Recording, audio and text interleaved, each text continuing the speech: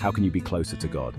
The only way is to realize that He comes close to you through His Son Jesus Christ, who is one with Him. John chapter 1 verses 9 to 13. The true light, which gives light to everyone, was coming into the world. He was in the world, and the world was made through Him, yet the world did not know Him. He came to His own, and His own people did not receive Him. But to all who did receive Him, who believed in His name, He gave the right to become children of God, who were born, not of blood, nor of the will of the flesh, nor of the will of man, but of God. Verse 9 points to start the true light is from God, and He is coming into the world to give light and life to everyone. There is only one true light, and it is the one from God. Intended for everybody, this light was sent to the world. It is accessible. The world was made through Him, verse 10.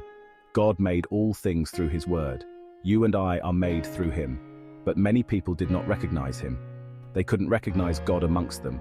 They didn't recognize that God is very close if you would only wish to open your eyes and accept Him as He comes to you. People do not reach God. God reaches out to them. Before we get to Him, He first reaches to us.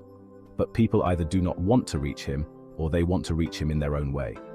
But this is not right because, well, it's more ego.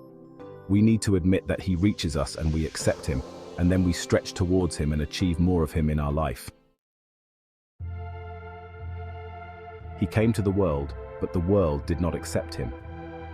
The world struggles to accept God who comes to them through Jesus, because that takes radical faith in His love and admission of our inability by ourselves to reach Him. When refusing to believe that He loves the world that much and that the chasm between us is so big that He alone can bridge it, the world has a problem with the truth and with pride. They're not humble enough to accept the truth. Israel is an extension of the world, and as a result, they did not receive Him too, verse 11. Jesus was born a Jew, and yet His own people rejected Him too. It is for the above reasons the world and Israel do not care. They fail to grasp fully their fallenness and His loving nature to redeem. So they want to do it, but in their own way, not in the way God does and wanted to be. We need to come to Him for trusting in His love. To those who receive Him in this way, He gives them the right to become children of God, verse 12. We should realize that we can't achieve God by our own efforts alone. That's why when we come to Him, we should know He wants intimacy with us more than we ever wanted before He met us. He tends to us and cares to find us, the lost sheep. By definition, children are tended by their parents. So the admission that God reached us and made us His children by us accepting Him after He reached us through Jesus is the key to accessing God. When we accept Jesus Christ, we are not born by blood, verse 13. It is not that we biologically are coming from the line of Judah like Jesus, although some people do, but very few.